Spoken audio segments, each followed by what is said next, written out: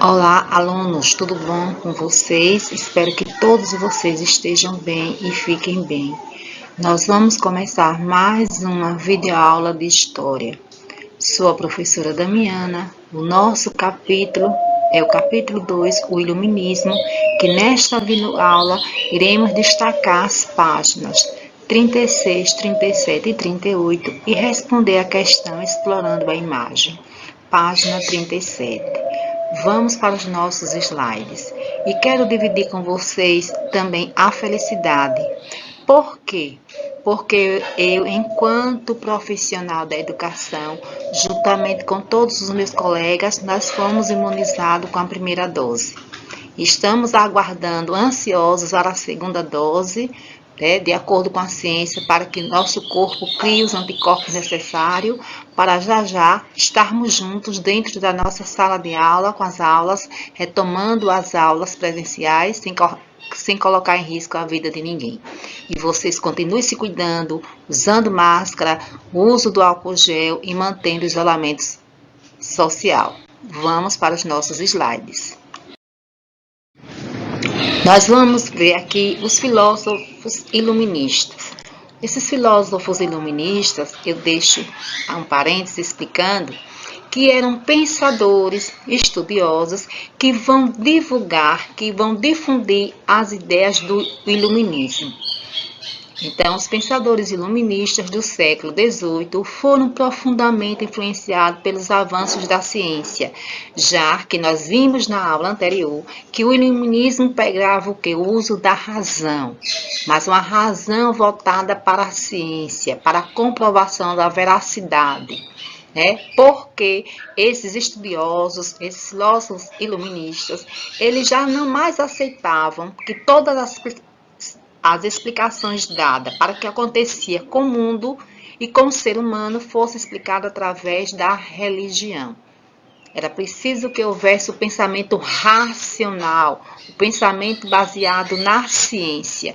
E é esse pensamento racional, baseado na ciência, que esses estudiosos, chamados filósofos iluministas, vão difundir, vão divulgar em toda a Europa e várias partes do mundo. Por exemplo, a nossa sociedade, nós temos vários aspectos que herdamos do movimento iluminista. Vocês dizem, como, professora, se isso aconteceu no século XVIII e a nossa sociedade em pleno século XXI? Justamente, nós somos herdeiros de algumas ideias do pensamento iluminista. E vamos ver daqui a pouquinho. Então, profundamente influenciado pelos avanços da ciência, aplicar os métodos desenvolvidos no século XVII, com suas análises sobre a sociedade, criticando as instituições políticas e econômicas dominantes no antigo regime. O antigo regime era como estava a organização social da Europa nesse período. Por exemplo, o governo, a forma de governo, monarquia e uma monarquia absolutista. Isso quer dizer o quê? Que o rei governava com o poder todo em suas mãos. E os privilégios também dos membros da igreja. Isso os iluministas criticavam, faziam críticas ferrenhas ao antigo regime, a esta forma do rei governar com total poder em suas mãos, sem as pessoas poderem participar, a questão dos privilégios da nobreza e do clero também. A Igreja Católica muito influente, era tanto que todo o pensamento era dado através da religião, através da Igreja Católica. Isso que os iluministas vão começar a criticar e vão começar a discordar. Por isso que eles agora querem o quê? Uma sociedade regida no pensamento racional, no pensamento da ciência. E que não houvesse um grupo privilegiado, com privilégios, e a maior parte da população europeia passando por necessidades. Aí nós vamos ver agora os filósofos iluministas. primeiro filósofo iluminista, que vocês vão se atentar aí no livro de vocês, na página 36, para melhor entendimento, e que vocês também podem fazer leituras em outras fontes, ou seja, em outros livros. Nós temos aí o Barão de Montesquieu, vocês estão vendo a imagem, que nasceu na França, foi escritor e filósofo. Sua principal obra é O Espírito das Leis, que foi publicada em 1748, e para Montesquieu, o poder do Estado deveria ser dividido em três: o poder legislativo, o poder executivo e o poder judiciário. O que a gente destaca, então, de Montesquieu é a divisão dos poderes, porque ele dizia o quê? Que tendo a divisão dos poderes, o poder não poderia estar centrado na mão de uma só pessoa, já que eles criticavam o poder absolutista do rei. E que uma das heranças que nós herdamos, a nossa sociedade do iluminismo é isso. Nós somos regidos por uma sociedade dividida em três poderes: poder legislativo, que é esse poder legislativo legislar, fazer as leis; o poder executivo, quer dizer, executa as leis; e o poder judiciário, julga e observa o cumprimento das leis. No município, quem é que representa, por exemplo, na cidade de Itabaianinha, no município de Itabaianinha, no qual vivemos, esse espaço territorial? Quem representa o poder legislativo? Os vereadores. Eles têm o poder de legislar, fazer as leis, projetos que venham beneficiar o bem comum, toda a população. Quem representa o poder executivo, de executar essas leis, gerir o dinheiro público, as verbas públicas? O prefeito. E quem tem o poder judiciário, de julgar, de observar o cumprimento das leis? O juiz. Vamos aqui para François-Marie Harot, não sei se é a pronúncia certa, também conhecido como Voltaire. Nasceu em Paris, na França, dedicado à literatura, frequentou salões literários, que era comum nesse período na Europa irem para os salões, discutir, então esses salões literários, mantido pela alta burguesia. Após entrar em conflito com um nobre, foi exilado na Inglaterra. Ele vai para a Inglaterra e lá publica cartas inglesas ou cartas filosóficas, que neste ele defendia o quê? A liberdade de expressão, criticando o poder absolutista do rei e o controle que a igreja exercia sobre a vida das pessoas. Então, Voltaire, ele defendia a liberdade de expressão, que as pessoas pudessem dar seu posicionamento, sua opinião, e que não fossem perseguidas nem punidas por isso. Defendia também a liberdade religiosa, que as pessoas pudessem cultuar a religião que quisessem, mas sem ser perseguido, já que nesse período na Europa, em alguns lugares, era comum a perseguição religiosa, principalmente aqueles que não eram adeptos ao catolicismo, e que ele discordava também do poder que a igreja tinha, dos privilégios que a igreja tinha, e também que essa questão da igreja explicar tudo. Então, por isso que uma das suas frases mais conhecidas é: posso não concordar com nenhuma palavra que dizes, mas defenderei até a morte o seu direito de dizê-las. Essa é uma frase aí muito conhecida de Voltaire, que pregava a liberdade de expressão e a liberdade religiosa. Assim também como outros filósofos iluministas, ele criticava também o poder absoluto do rei, poder absolutista. Ele não concordava que o rei tivesse todo o poder em suas mãos. Vamos ver aqui Jean-Jacques Rousseau. Rousseau se destaca também na questão da educação para todos. Essa ideia de uma educação pública para todos que a gente tem, que nós estudamos numa escola pública e defendemos a escola pública, que temos que defender. Eu, como professora de uma escola pública, defendo e acredito na escola pública. uma escola pública de qualidade social. Então, essa ideia de uma educação pública para todos, que todos tivessem o direito de estudar, de ter uma educação, começou a surgir com Jean-Jacques Rousseau, que ele nasceu em Genebra, na Suíça, exerceu diversas ocupações durante sua vida. E em 1762 publicou Contrato Social. E que ele acreditava, que Rousseau acreditava que todo o poder tinha origem no povo e somente seria legitimado se exercido em seu nome. Essa ideia de todo o poder ter origem no povo também já começa aí a dar ensaios, já se começa a pensar o que? Na democracia. Democracia é que o povo tenha o poder, mas o poder de uma forma organizada, que o povo tenha o direito de participar, de reivindicar, de ter o seu pensamento crítico, de expressar, e que não seja punido por isso, que ninguém seja perseguido, que ninguém seja por isso que o poder esteja na mão do povo de forma organizada. Então, essa ideia aí surge com Rousseau. Ele vai também contribuir muito para a ideia da educação pública, ensino público e laico. O que é isso, professora? Um ensino público e laico. O ensino que nós estudamos. A nossa escola é uma escola pública e laica. Laica quer dizer o quê? Que não coloca uma religião superior à outra, que não propaga nenhuma religião, para que, partindo do princípio, para que se tenha o quê? A liberdade religiosa, que as pessoas possam cultuar, que as pessoas possam praticar a religião que achar melhor, sem serem perseguidas nem punidas por isso.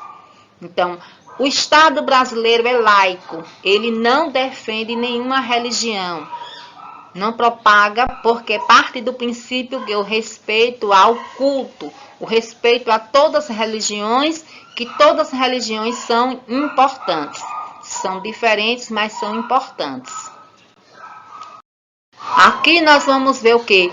Já que esses filósofos iluministas, eles defendiam muito o conhecimento voltado para a ciência e que as pessoas começassem a estudar, por isso que eles vão defender a educação pública, que todos tivessem o direito de estudar, para que saísse da escuridão, da ignorância, do não conhecimento, para que fosse acabado o poder absolutista do rei, os privilégios que os nobres tinham, os privilégios que membros da Igreja Católica tinham, para se construir uma sociedade mais igual.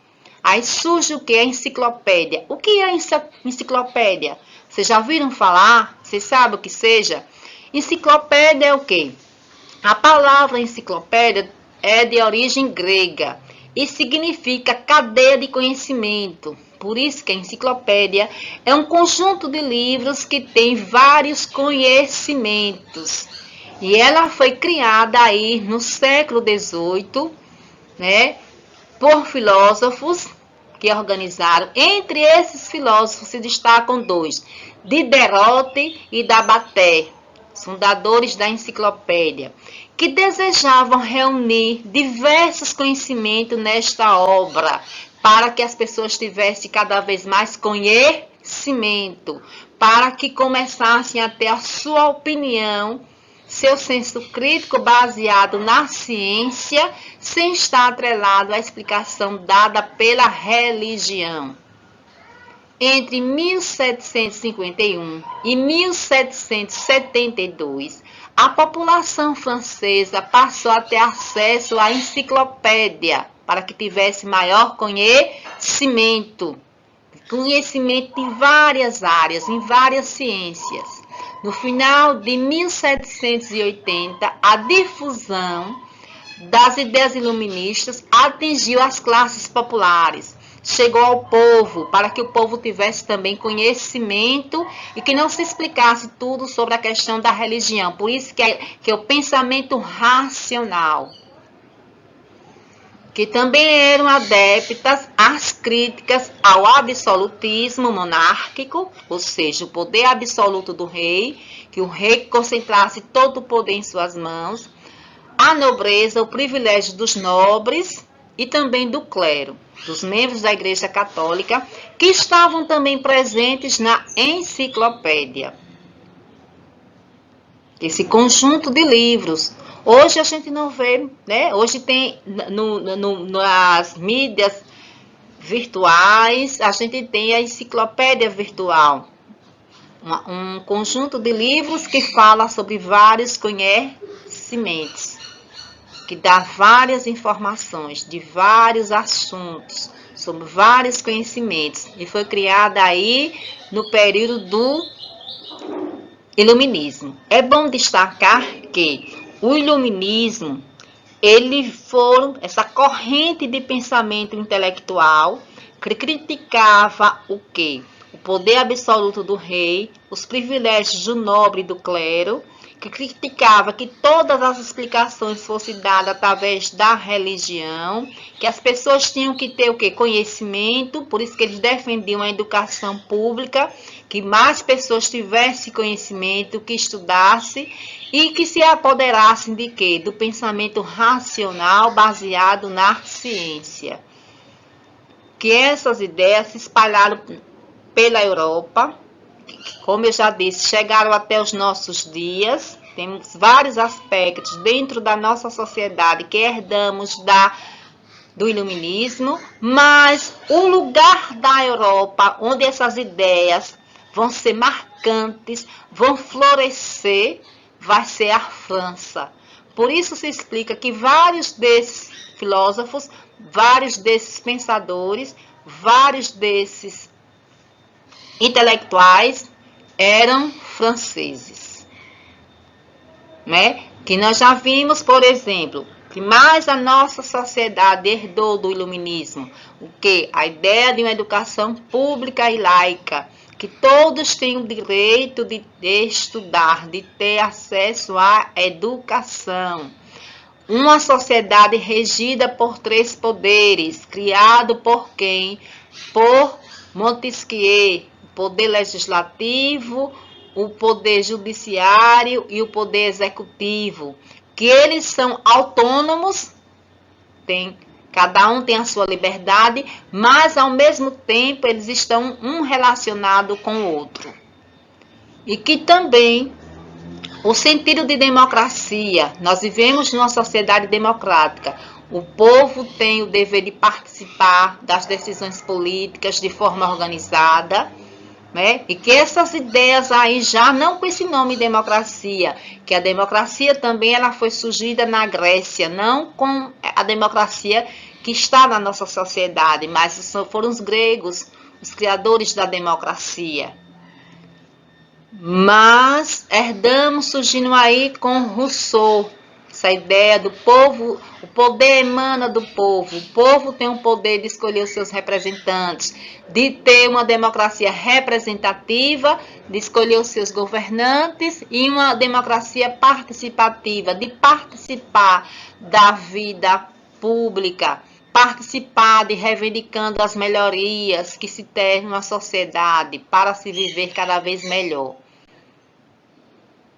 Então agora nós iremos a nossa atividade. A imagem está um pouquinho turva, mas que essa imagem está na página 37, que é esta atividade dessa videoaula de hoje. Página 37, que vocês irão observar a imagem e que vão responder aí essa questão, explorando a imagem.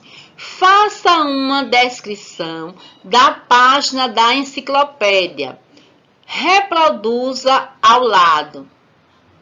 Sobre o que ela trata. Aí nós vamos ver a imagem, está dizendo aí, porque está se tratando de quê?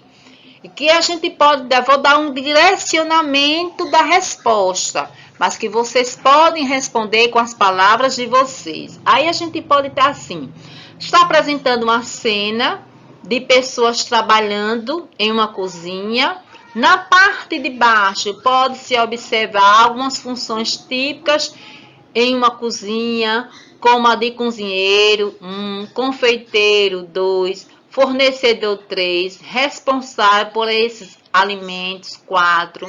No alto da página, representados à direita, estão animais pendurados, o que se pode indicar alguns dos hábitos alimentares daquela época e profissionais trabalhando em diversas funções. 6. No meio da representação estão instrumentos de cozinha. 7. Dispostos separadamente para ser identificado pelos leitores da enciclopédia. Cada destaque que alguns deles ainda são utilizados. Então, nossa atividade é esta. Espero que vocês façam a atividade, peguem o livro, leia, para aumentar ainda mais o entendimento de vocês, a aprendizagem de vocês. E que a nossa videoaula está chegando ao fim. Nós vamos ficar por aqui. Até o nosso próximo encontro, até a nossa próxima videoaula. Tchau, tchau, turma!